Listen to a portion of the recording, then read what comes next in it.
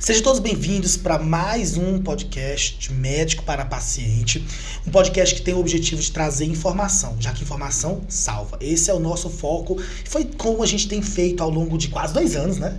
Quase 2 anos. Já tem um tempinho, hein? Um tempinho, exatamente. E hoje a temática super importante. A gente aqui que fala sempre sobre saúde, bem-estar, doença. Como é que a gente pode prevenir doenças? A gente sabe que cada vez mais as pessoas adoecem de câncer, adoecem de dor crônica. E de que maneira a gente pode prevenir? E claro, ao mesmo tempo, a gente está dentro de um momento de reflexão, virada de 2023 para 2024.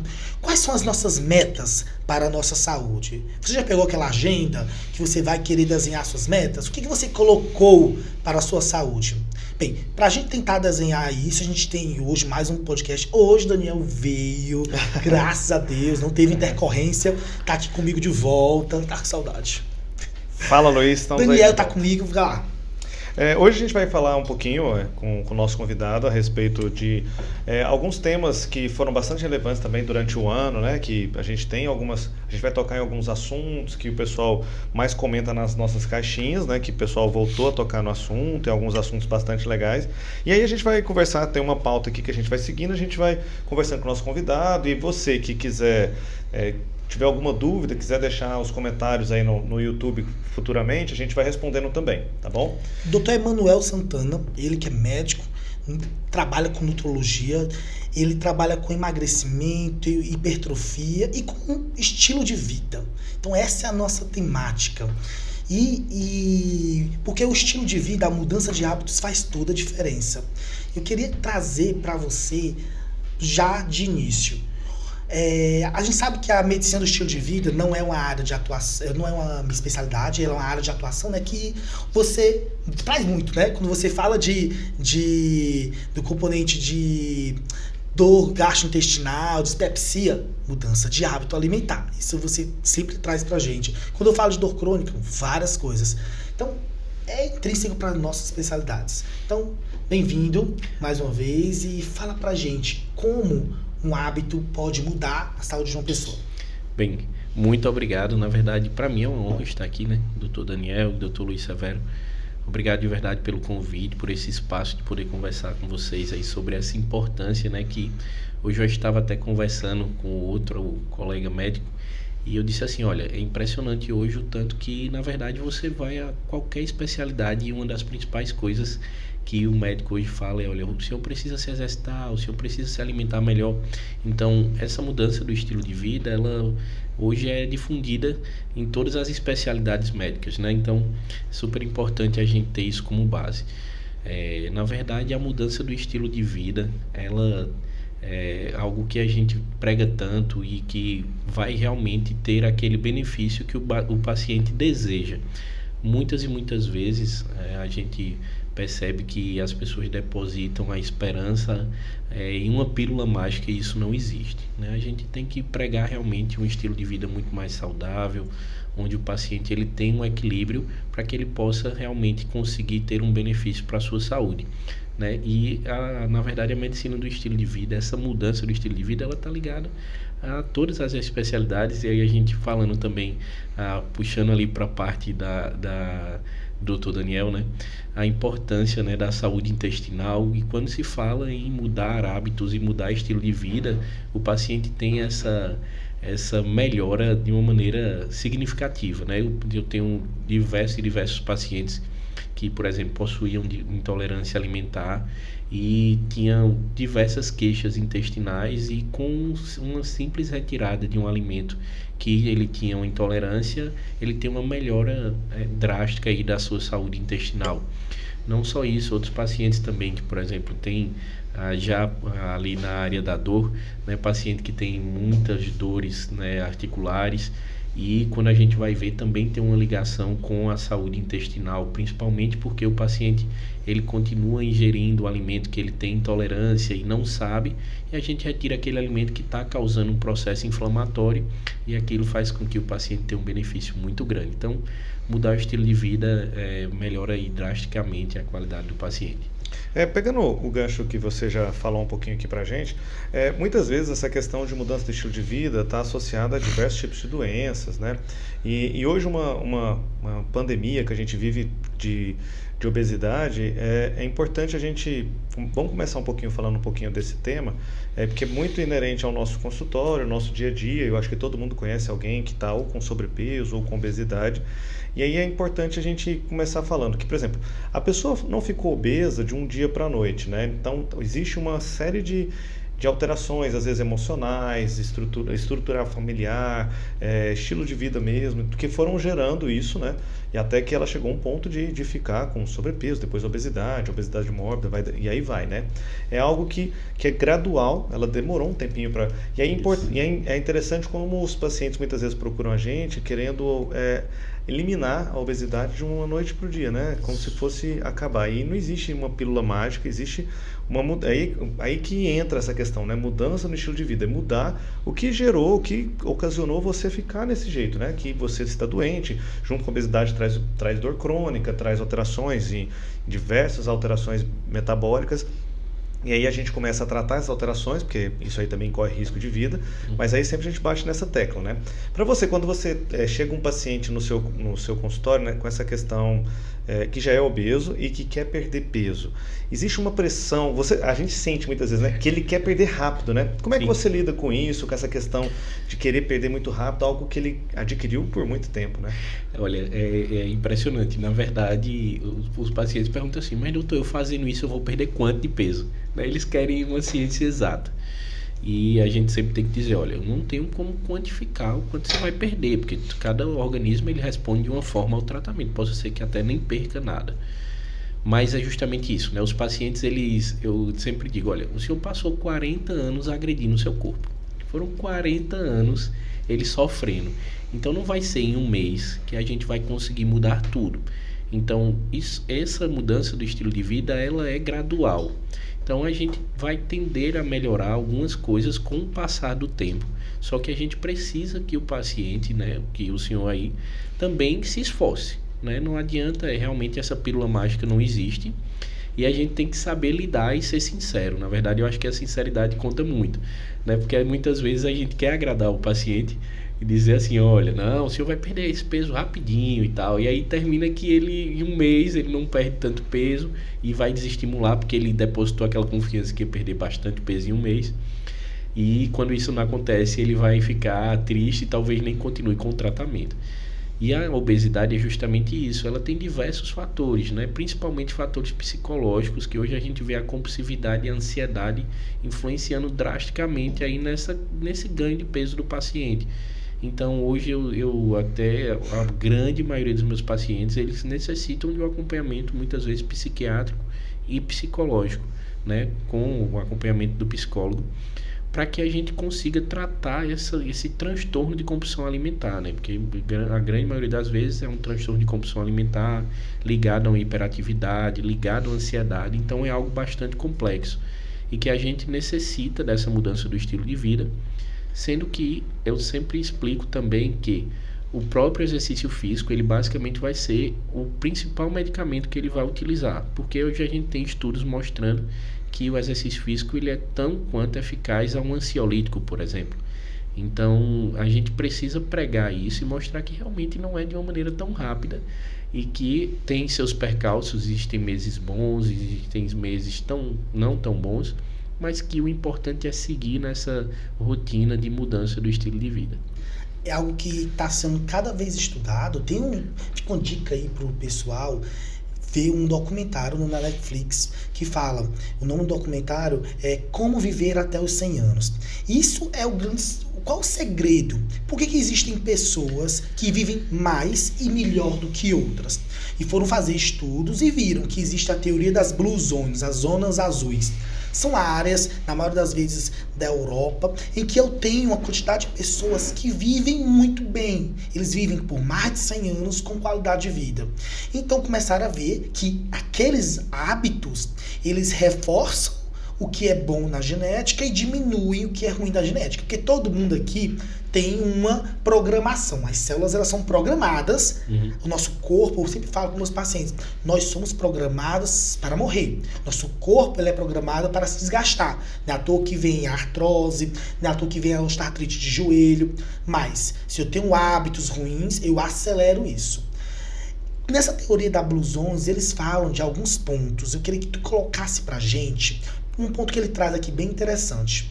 Ele fala aqui que na teoria da Blues 11, a alimentação do Mediterrâneo, comidas de verdade, fazem o grande prato dessas pessoas. Caracteriza pra gente, o que seria uma alimentação saudável e que se encaixaria nessa dieta do Mediterrâneo? É interessante, quando você começou a falar nas zonas azuis aí, né? Eu já tenho sabe um filme que passa na sua cabeça? Aquelas pessoas que moram ali na região de Portugal, que normalmente se alimentam de folhagens do cultivo delas, produzem normalmente o próprio azeite de oliva, elas tendem a colocar o azeite nessa alimentação.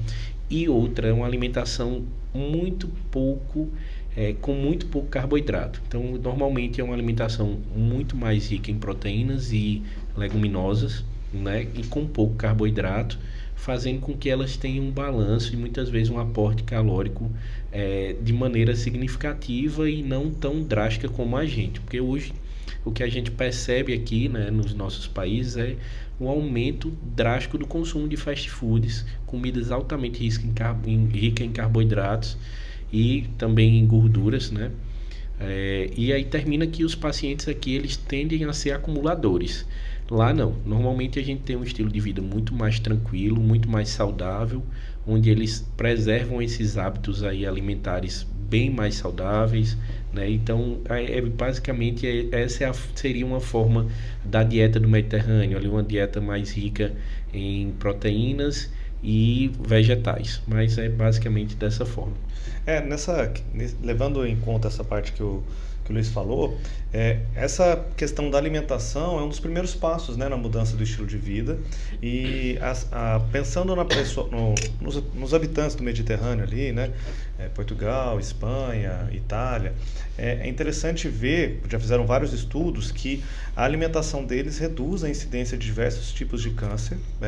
Inclusive, existem câncer de intestino, tem uma incidência menor na região, doença inflamatória intestinal lá vai ter mesmo igual, porque tem relacionado com uma série de outros fatores, mas que o tratamento é um pouco melhor. Tanto é que pacientes que têm doença inflamatória intestinal, que é doença de Crohn, retocolite, a maioria das vezes, quando os meus pacientes, a gente indica a dieta do Mediterrâneo, uma vez que carne vermelha e produtos enlatados, embutidos, eles alteram muito a alteração da desbiose, gera uma desbiose, a microbiota fica toda alterada, gera dor e ativa novamente a doença, mesmo você otimizando. Então, é muito interessante essa alimentação, uma vez que ela previne o surgimento de doenças e deixa a sua biota bonitinha, legal, e tendo uma biota funcionante, você consegue evacuar direitinho, você consegue ter menos dores abdominais, e o principal, com essa alimentação, a maioria é uma região que a incidência de obesidade é bem menor, né? Baixíssimo. Apesar que tem, quando a gente vai para os grandes centros dessa região, né, as grandes cidades, vai ter obeso igual, porque vai ter o mesmo nível de estresse, mas quando a gente vai para as pequenas cidades, que eles conseguem conseguir realmente essa blue zone, né? Então, está muito relacionado ao estilo de vida. Primeira coisa, a alimentação, que a gente está falando, que a gente começou com emagrecimento. Mas vale lembrar também, né, jogando aqui para o Brasil, a questão social, né? Hoje em dia, é mais barato a gente comer um fast food do que comer uma comida saudável, sabe? Comer um legume colhido no dia, tudo uma carne de qualidade, que não tenha sido tão processada, né? Você tem mais alguma coisa para tocar nesse assunto aí, Luiz? Uma coisa que Hipócrates já dizia: as doenças aparecem quando se distanciamos da natureza. Então, toda vez que a gente tem um hábito em que a gente coloca mais fast food, mais alimentos que aumentam o pico hiperglicêmico, mais doenças eu vou ter. Estudos mostram, por exemplo, que se você come mais gordura e mais carboidratos ultraprocessados, esses fast foods, você tem maior risco de demência, maior risco de Alzheimer, maior risco de AVC, diabetes, maior risco de infarto agudo do miocárdio e dor crônica.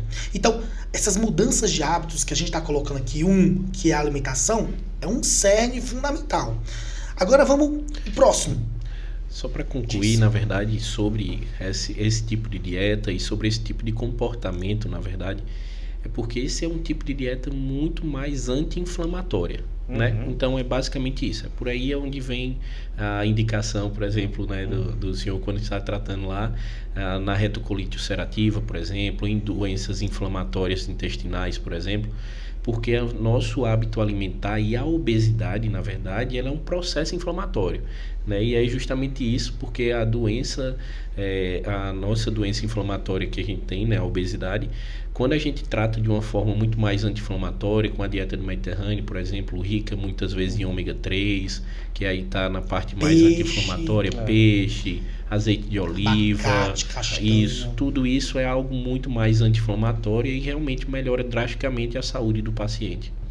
Existe, até a gente já comentou aqui em alguns episódios, essa questão de alimentação relacionada à biota, como são as bactérias que vivem nos intestinos, sabe?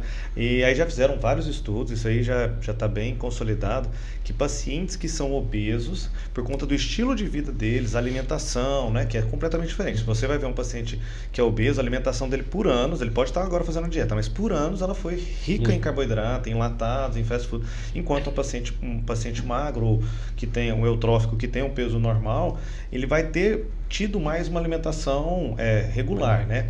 E aí fizeram uma análise do intestino dos dois e foi visto uma diferença gritante de bactérias que moram lá, sabe? Inclusive que depois eles começaram a tentar fazer transplante de fezes nos obesos com os magros para ver se isso ajudaria a emagrecer. Ia ser maravilhoso. Tentaram algumas vezes, não deu certo. Hoje a gente faz transplante de fezes para pacientes que têm doença inflamatória intestinal, que aí é legal. E aí, porque a gente ajuda a diminuir bastante o processo inflamatório, aquele momento bem difícil que a gente tem para os pacientes. A gente faz um transplante de fezes, colocando fezes legais, porque às vezes aquelas bactérias que estão ali no reto do paciente, no cólon inteiro, elas perpetuam a doença. Então às vezes acaba a gente tirando o paciente e entra em remissão mais rápido. Atualmente o transplante de fezes é só para isso. Existem bancos de fezes, inclusive aqui no Nordeste tem alguns, mas atualmente é só para isso. A gente infelizmente não conseguiu emagrecer com isso. Existem alguns estudos aí, mas já fizeram algumas vezes, pegando de gente magra para pessoas obesas, mas não deu certo, né?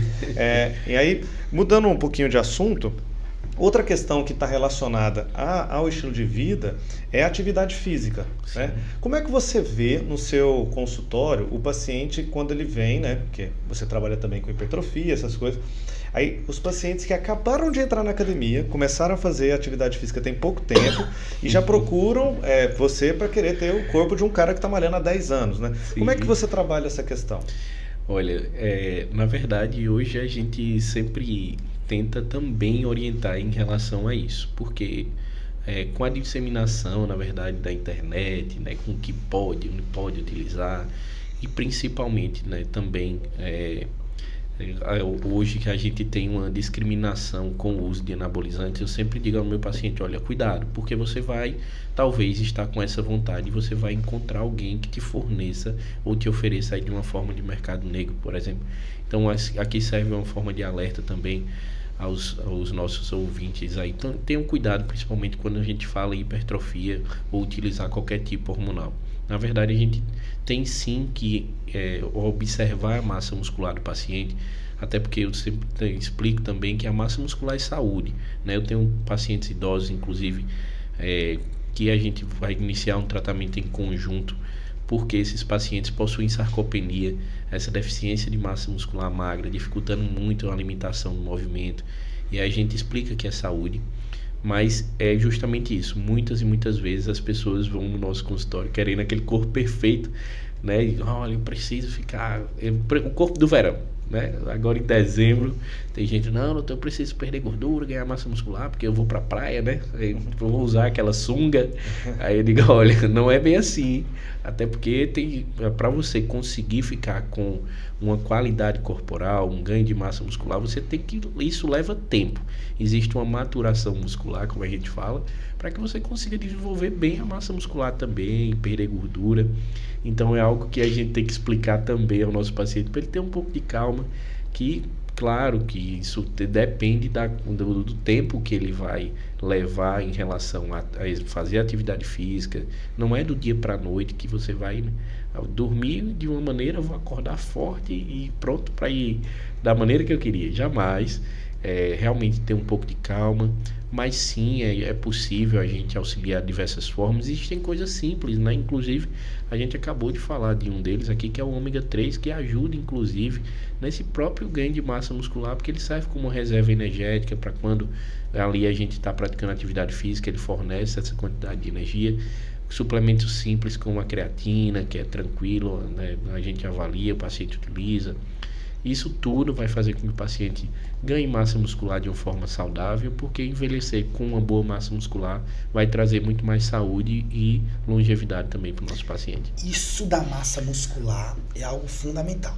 Os estudos têm mostrado que aquela pessoa que vai para a academia, não quer fazer perna, estudos mostram que quem malha, quem tem mais massa muscular de membros inferiores, vive mais. Sim. Vive com menos risco de AVC e infarto.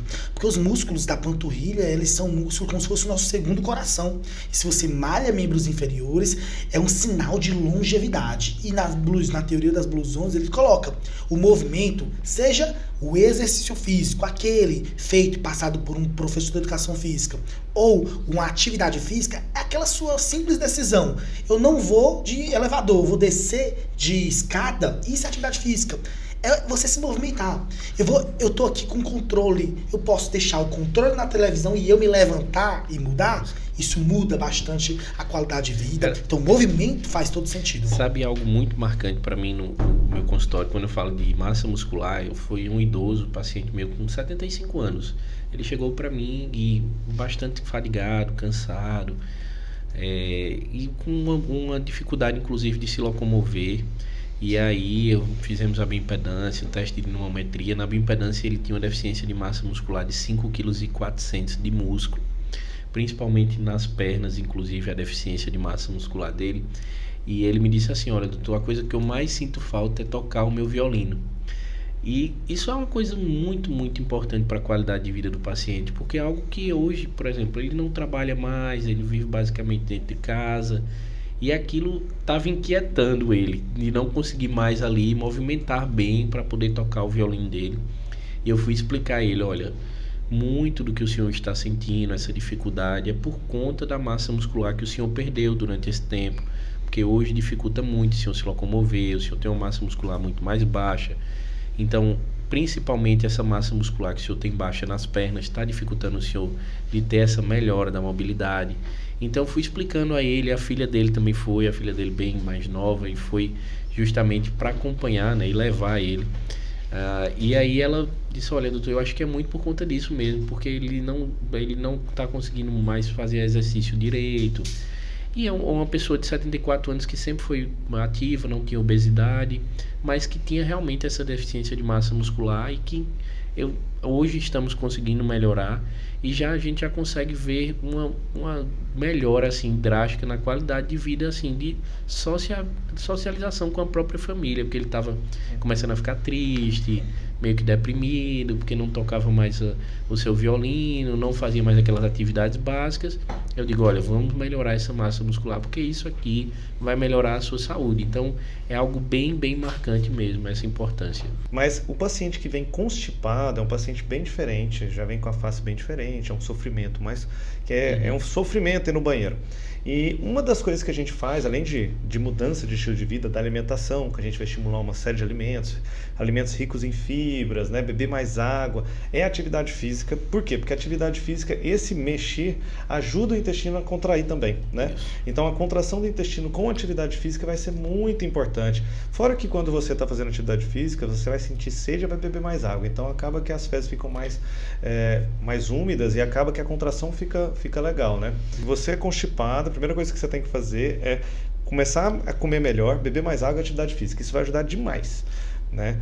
E Luiz, quando você está com um paciente com dor aguda, você estimula a atividade física naquele momento ou você pede para esperar um pouquinho? Por exemplo, uma dor aguda na coluna, com hernia de disco, como é que você trabalha? Tenho hernia de disco, posso me movimentar? Primeira coisa, deve. O movimento é fundamental e faz parte do seu tratamento. Às vezes a gente recebe, inclusive, orientações meio que erradas. De, bote essa cinta, não se mexa muito, não pode se agachar porque está com dor na lombar. Não, pelo contrário. Você precisa sim se movimentar, você precisa de um fisioterapeuta, um educador físico, um médico especialista em dor para otimizar tratamento analgésico e melhora. A contraindicação, na realidade, quando o paciente tem uma dor aguda da lombar, é quando essa dor é piorada com algum tipo de exercício. Então, doutor, eu tenho dor na lombar, eu posso fazer agachamento? Pode. Eu posso fazer leg? Pode. Vai depender se, quando você, bem posicionado, evitar alterações na sua lombar, porque as pessoas às vezes não fazem o movimento certo. Uma vez sendo bem orientado por um educador físico, um personal, ele mostra como fazer o movimento, isso teoricamente não vai piorar a sua doença, então não há contraindicação. O movimento é que trata esses pacientes, associado aí a tratamento medicamentoso ou a alguma coisa minimamente invasiva, mas não há essa contraindicação. O movimento é fundamental para a nossa longevidade. Aí vem um ponto a mais que também é colocado, a gente está falando aqui de criação de hábitos para melhorar a qualidade de vida. E o segredo já foi colocado com essa teoria da Blue Zones de alimentação, teoria da Blue Zones de exercício físico, de movimento. Outro ponto que ele coloca aqui é em relação a períodos off, descanso. Como é que você coloca para os seus pacientes, Emanuel, a necessidade deles terem um momento de desligar, evitar burnout, que tudo isso interfere e gera sintomatologias diversas. Na verdade, eu costumo iniciar, na nossa primeira consulta, explicando que toda restrição grotesca, talvez o paciente ele não dure naquilo. Então, durante esse processo de mudança do estilo de vida, a gente tem que de se permitir de algumas formas. Primeiro, se permitir, por exemplo, ter momentos especiais com a nossa família, por exemplo. Você tem paciente que acha que ele vai mudar o estilo de vida, ele vai ter que, por exemplo, deixar de sair com todo mundo, que a partir de agora ele só vai se alimentar da dieta, como ele fala, né? E dieta, na verdade, é a gente ter um estilo alimentar regrado, mais balanceado. Não quer dizer que você vive em restrição para o resto da sua vida, jamais. Na verdade, você vai ter melhores escolhas, né? Então, eu sempre explico ao paciente que ele precisa ter esses momentos para que ele consiga também manter e saber que aquilo é um novo estilo de vida. O errado, na verdade, não é o que você faz ali do domingo para segunda. O errado é o que você faz da segunda para o domingo, né? Se você continua sempre errando, segunda, terça, quarta, quinta, todos os dias, aí realmente é muito ruim. Mas você sair com sua família, se permitir, por exemplo, tomar uma taça de vinho, ter uma alimentação ali diferente daquela habitual durante a semana, isso vai fazer até criar um fôlego para manter aí mais uma nova semana. Então eu sempre digo, olha, você tem que se permitir, claro que tem que evitar exageros. E uma dica que eu sempre dou também, olha, faz o seguinte, você pode, por exemplo, você pode comer aquela pizza, mas come até ficar saciado, porque o nosso defeito é comer mais do que a gente fica saciado. Às vezes eu tô com 2 pedaços ali e fico saciado, mas eu vou comer mais, que eu não posso deixar sobrar. E aí tá o defeito. Então come até ficar saciado, porque aí vai terminar que ali tá tranquilo para você e não vai te prejudicar tanto. Amanhã retorna à dieta, faz atividade física, ingere muita água. certo? Para te ajudar aí a manter bem. Então é justamente isso, a gente tem que manter o equilíbrio e saber que esses momentos eles são bons para melhorar a nossa saúde mental, principalmente, né? Porque o grande problema está aí, nessa pressão psicológica do dia a dia, essa correria, essa cobrança exorbitante, né? Tanto que lá no meu questionário eu sempre pergunto, o estresse e ansiedade, como é que tá? E basicamente todos os pacientes dizem, doutor, não tem como não ter estresse no dia de hoje, né? Então é a resposta universal. Eu disse, é um pouco difícil, mas a gente tem que tentar melhorar. Realmente essa parte de ter um momento para você fazer alguma coisa, ter um momento de lazer é importantíssimo, né? Sim. Tanto, né, faz parte do estilo de vida saudável, né? E a gente fica pensando que sempre tem que estar focado. O foco é importante, mas eu acho que é importante a gente também ter um momento de lazer. Muitas vezes o paciente que me procura, ele está com um problema intestinal, mau funcionamento do trato gastrointestinal, justamente por conta dessa questão, desregulou um pouquinho o eixo cérebro-intestino, que regula bastante o nosso intestino, os sentimentos, o estresse, a angústia. Se você está passando por um momento de muito estresse, é comum, às vezes, ou você ficar constipado ou com diarreia, né? Momento de prova, que vai fazer um doutorado, alguma coisa assim, vem um pouquinho de diarreia. Às vezes, quando a gente estava na faculdade, ia fazer uma prova difícil, soltava o intestino ali. Depois passa. Isso faz parte, né, do nosso dia a dia. O que não pode acontecer é se tornar constante. Então, acaba que muitas vezes as pessoas estão num estresse tão grande, ou estão sendo submetidas a algo que elas não estão gostando, que está sendo ruim, que o intestino sofre. Isso a gente já sabe. Nem sempre o intestino vai ficar desregulado só por conta de alimentação ou de você ter ficado intoxicado. Muitas vezes os seus sentimentos, o estresse altera. Luiz, a questão do estresse no paciente com dor crônica atrapalha muito na questão da remissão da dor? Como é que você vê isso aí? A gente sabe que o paciente que tem dor crônica, ele tem uma alteração na maquinaria cerebral. Então, na dor existe uma área do cérebro chamada tálamo. É a área principal onde manda informações para a gente perceber a dor.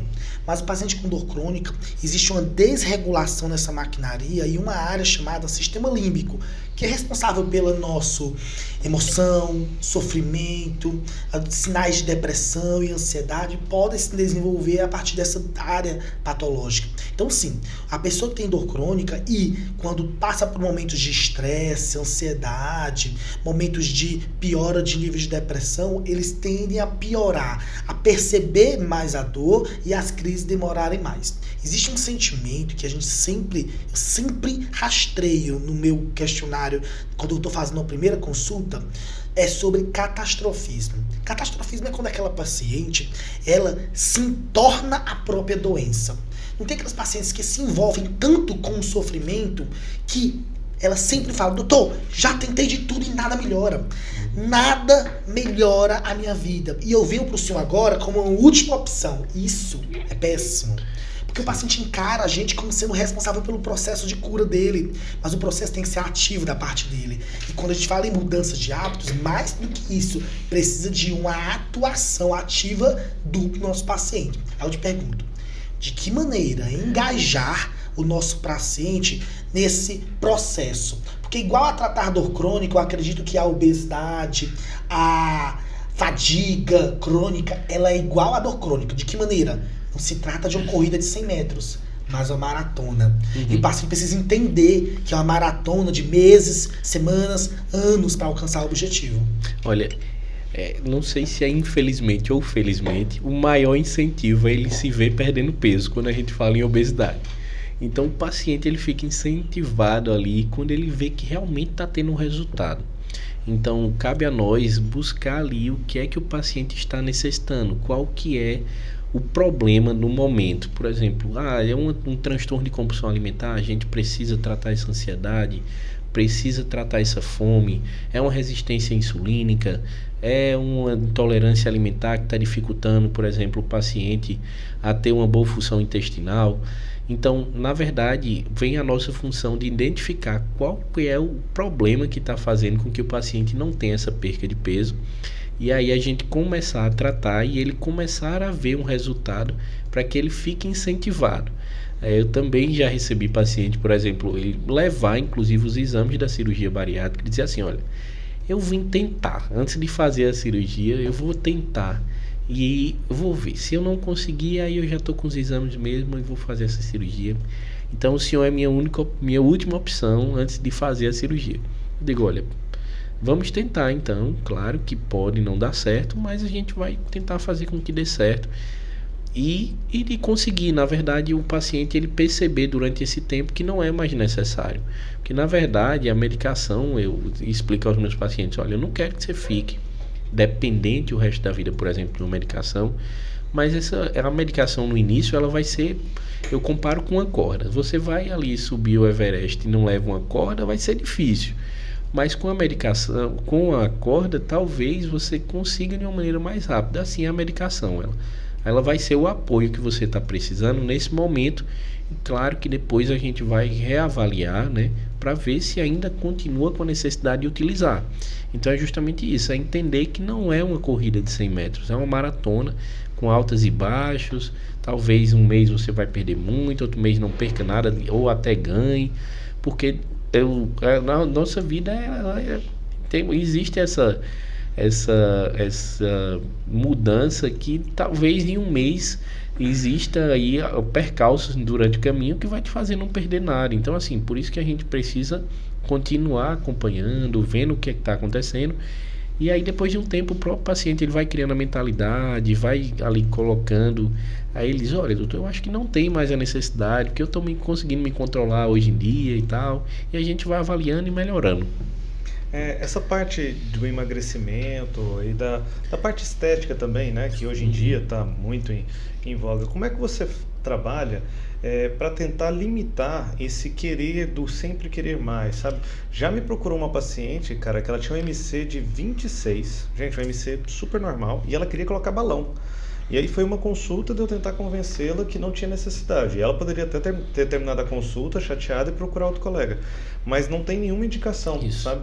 Como é que você trabalha essa questão do paciente que às vezes já chegou num peso legal, mas que quer mais, ou então aquele paciente que já está com o braço bastante trincado e ele quer crescer mais. Como é que você trabalha isso? Olha, aí vai justamente esse nosso processo de conscientização, muitas vezes. Também já aconteceu comigo, de paciente, por exemplo, uma mulher pesando 52 ou 53 quilos, não me engano, que me procurou para perder peso enquanto estava no IMC, também muito, muito tranquilo, porque ela me falou que estava com gordura acima e tal, e eu expliquei que não estava. Só que foi uma paciente que não retornou mais, porque na verdade eu não tinha como fazer ela perder peso, sendo que ela estava num peso adequado. E aí vai esse nosso processo de conscientização, de mostrar que muitas vezes não é o peso, por exemplo, que está alto. Aí na nossa avaliação eu busco ver, por exemplo, como que está em relação à gordura. Se muitas vezes a gordura é alta e a massa muscular é baixa, então a gente fazer essa troca e o peso nem vai mudar esse peso. Na verdade, muitas vezes o paciente tem pouca massa muscular e muita gordura, que na verdade é o que ela está vendo ali, é a falta de massa muscular para preencher o corpo dela. Então a gente faz essa avaliação e vê o que é que pode melhorar, se realmente tem algo a melhorar, e ter esse bom senso, né? Muitas vezes o paciente ele quer sempre mais e que isso não é bom para a saúde dele. E então até vai a gente da pode gente. estar diante de um distúrbio de imagem, Isso, né? de imagem. Que aí entra o psicólogo, o Sem psiquiatra. sem dúvidas. Eu já tive pacientes que perderam 32 quilos em 5 meses e, tipo, ela falou para mim assim, olha, doutor, eu não me vejo bem ainda, eu não perdi nada. Nossa, são 32 quilos em 5 meses. Você já perdeu muito.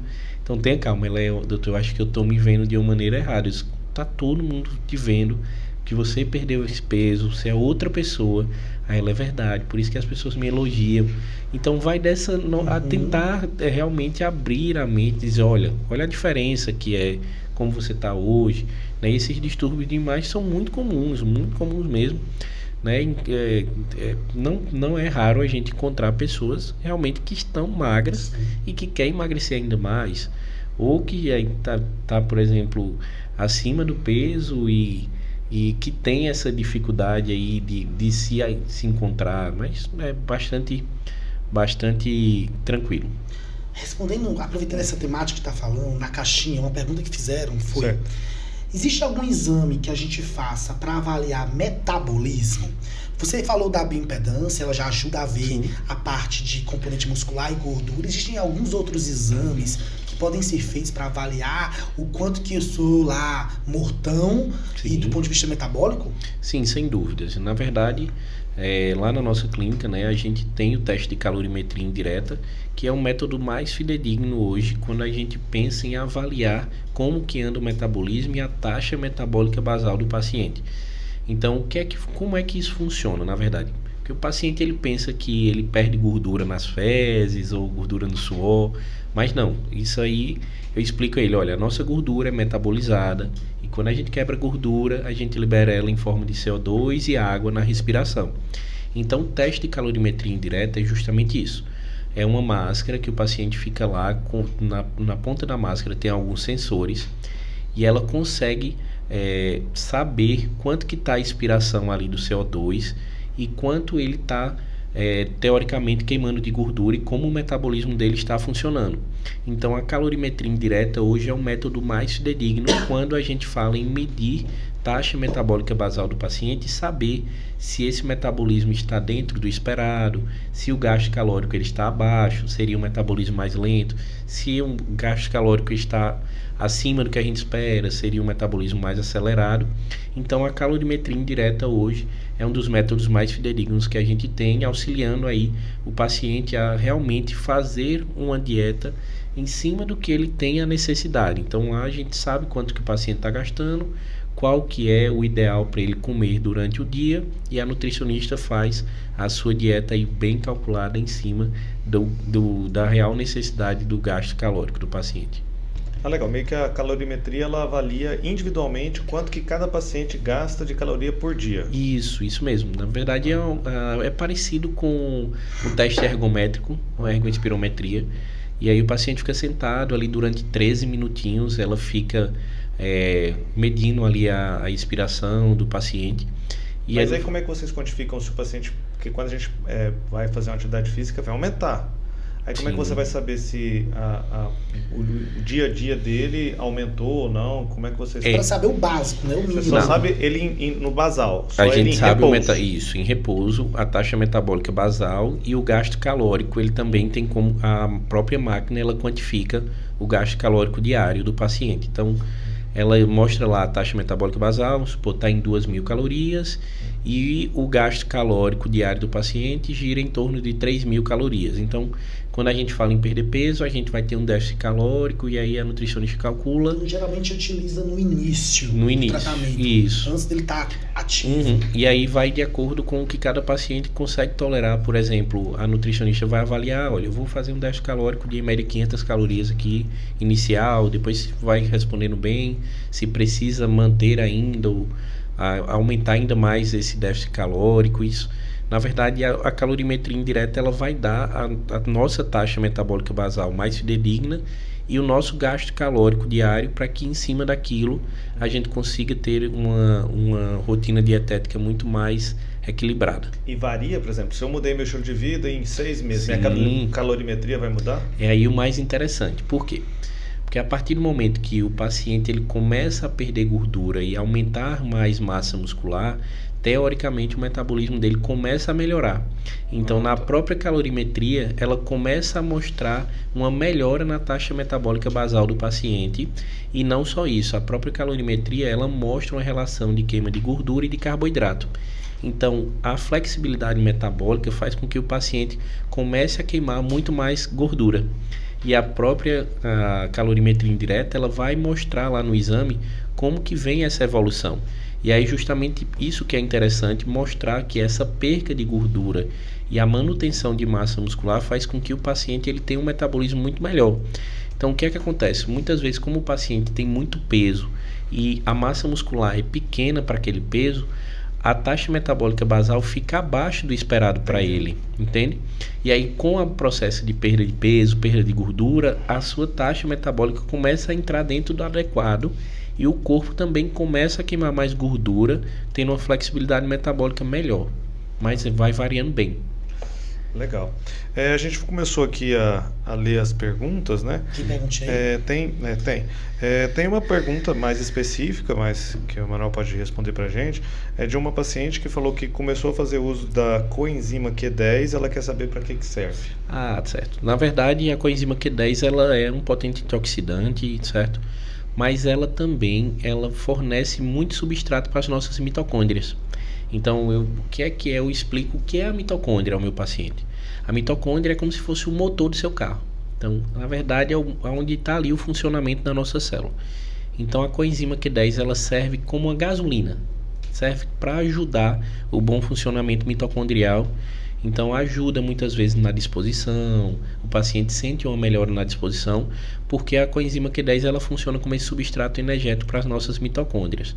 Mas ela é um bom antioxidante também. Então, a principal função aí quando as pessoas utilizam essa coenzima Q10 é com a intenção de melhorar um pouco na disposição também. E performance física também? Ajuda, só que a gente também tem observado que a absorção da coenzima Q10 por via oral ela não é tão alta, certo?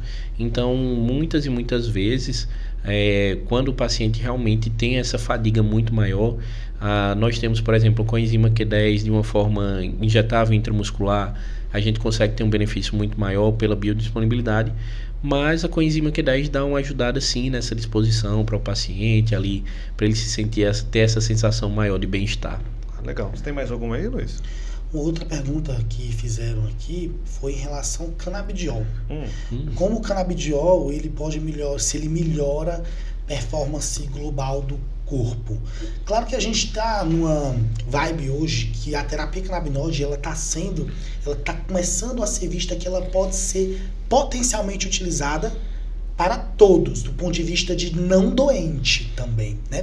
Porque a gente vê muito a nossa doença, a doença que limita, mas a performance global, treinos, elas não são doenças, mas eu não alcanço uma performance boa no treino. E isso os Estados Unidos, o pessoal da Holanda já começa a investir bastante. Queria saber se tu tem alguma experiência disso, de pacientes de canabidiol nessa área. Sim, na verdade, muito mais na minha área em pacientes de emagrecimento, né? Porque, na verdade, hoje a gente sabe que a gente tem o nosso sistema ali endocannabinoide, né? E a própria obesidade, ela muitas vezes gera uma hiperatividade do sistema endocannabinoide. Então, o uso do CBD auxilia aí no tratamento dessa hiperatividade, dessa ansiedade, muitas vezes alimentar, fazendo com que o paciente tenha uma melhora na compulsividade e essa ansiedade de comer. Não é que o paciente, por exemplo, também um amigo tirou essa dúvida comigo, falou assim: Emanuel, e eu que já não como muito, se eu utilizar o CBD, eu vou perder peso? Eu disse, não. Por quê? Porque, na verdade, o CBD ele auxilia nesse tratamento da ansiedade e da compulsividade. Não é que ele vai tirar a sua fome, por exemplo. Não é um Ozempic da vida. Na verdade, ele vai agir ali controlando essa ansiedade e essa compulsividade se você tivesse. Mas não é que vai tirar a sua fome o fato de você estar utilizando. Então, é um tratamento aí adjuvante, melhora drasticamente a ansiedade, a compulsividade. Mas também, como a gente estava conversando aqui no início, né, sobre essa sensação aí de bem-estar durante o exercício físico. Melhora bem a performance, né, física e na recuperação muscular, tanto que temos pacientes, inclusive com fibromialgia, né, melhorando drasticamente aí no controle da dor da fibromialgia. Intestino irritável, que eu comecei, acompanho esse senhor aqui, né, nas palestras dele aqui na cidade, aí eu comecei a usar nos meus pacientes que têm intestino irritável, ele me mandou uns artigos, eu fui usando, cara, mas melhora muito. Até o jeito do paciente entrar no consultório, sabe? Ele porque ele sofre menos, né? Então, e aí aí meio que tem mais estímulo a praticar atividade física, começa a regular, então é muito legal. Então, assim, e muitas vezes o que o paciente... Sabe o que eles me perguntam muitas vezes, Luiz? Ué, mas eu não vou engordar com isso não, por conta da larica da maconha, entendeu? Eles nunca associam que pode emagrecer com CBD. Isso, entendeu? Exatamente. Quando você fala, não, você pode até emagrecer. Que isso? Geralmente o que engorda vai ser o THC. O THC. O CBD, mesmo que se você prescreva o full, ele tem pouco THC e o CBD ele equilibra a ação ruim do THC. Então acaba tendo um pouco efeito colateral. Isso é justamente isso. E não vai dar barato também. Aí você tem que explicar, porque o que dá barato é o THC. É o THC. esses sintomas aí comuns que as pessoas acham que vai acontecer utilizando, isso vem do THC. Essa fome, ficar mais lento, inclusive. Paciente, será que eu não vou ficar querendo dormir em todo canto, ficar mais lento? Eles associam muito ao uso, né? Isso não, assim, realmente hoje a gente vê aí que o CBD ele vem revolucionando muito, tratando muitas e muitas coisas. Começou ali alguns anos atrás naqueles pacientes que tinham crises, né, de epilepsia, de difícil controle, achava que era só ali naquela parte que agia, mas hoje a gente está percebendo que é para tudo, né? Impressionante. Doença neurodegenerativa, dor crônica, autismo, e aí vai. Autismo, entre outros. Impressionante, sensacional. Legal, queria agradecer o nosso convidado, Emanuel. Muito obrigado por participar do nosso debate aqui. Foi uma conversa muito legal. Acho que a gente conseguiu tirar as dúvidas do pessoal. Acho que foi um ano quase todo, a gente bateu bastante nesse assunto. Acho que foi fundamental a gente ter você aqui para a gente fechar o ano com um assunto que a gente acredita que é muito relevante para a nossa especialidade. E aí, normalmente, a gente deixa um espacinho para você dar suas considerações finais. Fique à vontade. Muito obrigado pela sua presença aqui. Olha, primeiro eu gostaria de agradecer a vocês, dizer que é uma honra, na verdade, estar com vocês dois aqui, certo? Na verdade, isso é algo que a gente vem pregando, né? Que é justamente essa importância da gente se cuidar, de ter uma mudança do estilo de vida, de ter uma vida muito mais saudável, né? Essa mudança do estilo de vida vai te trazer um bem-estar muito maior consigo mesmo e com a sua família, né? A gente percebe que hoje a gente tem pessoas que têm vergonha de se socializar pela não aceitação, não só corporal, mas também mental. Então a gente tem que buscar esse bem-estar, certo? A gente tem que buscar uma melhora na qualidade de vida. Eu não tenho dúvidas que esse é o melhor caminho para que a gente consiga aí tratar qualquer doença. É mudar o estilo de vida, ter uma dieta equilibrada, a praticar atividade física, se alimentar sem dúvidas muito melhor e buscar ajuda, né? Muitas vezes a gente precisa de ajuda, sozinho é muito difícil, a gente tem que buscar ajuda e é basicamente isso. Aqui a gente está realmente para auxiliar, né, os nossos pacientes a melhorar a qualidade de vida. A gente percebe que, na verdade, tudo está bem integrado, né? A gente começou com algo parece ser distante, um CBD, e foi parar ali no síndrome do intestino irritável, né? Mas é justamente isso, tudo está muito bem interligado. E busque sempre ajuda, não tenta fazer coisas que você vê aí o outro fazendo, ouviu na internet. Busque um apoio médico, um apoio nutricional, faça um exercício físico, com certeza a sua vida vai mudar. E olha, muito, muito obrigado novamente, é uma honra estar aqui novamente. Show de bola. Você que está acompanhando a gente aí na live ou mesmo no podcast, não esquece de classificar a gente com 5 estrelas, é muito importante. Você que está acompanhando aí no Instagram, na live, faz o comentário, encaminha para o amigo, não deixa de fazer. Não deixa de seguir a gente nas nossas redes sociais, na rede de Dr. Daniel. Dr. Daniel Martins com 2 S. Dr. Emanuel. Dr. Emanuel Santana. De Dr. Luiz Severo, neurocirurgia. O nosso podcast, ele tá no YouTube, vai lá no link do Instagram, tá no Instagram, @de médico para paciente, e está no TikTok. Estamos no TikTok. Não fazemos dancinhas, mas trazemos conteúdo. Vai lá também que a gente pode ajudar você. Forte abraço a todos, e esse conteúdo vai ficar na live, mas toda editada, vai ficar direitinho no nosso Spotify e no YouTube daqui a algumas semanas. Forte abraço. Tchau, pessoal. Um abraço. Tchau, tchau.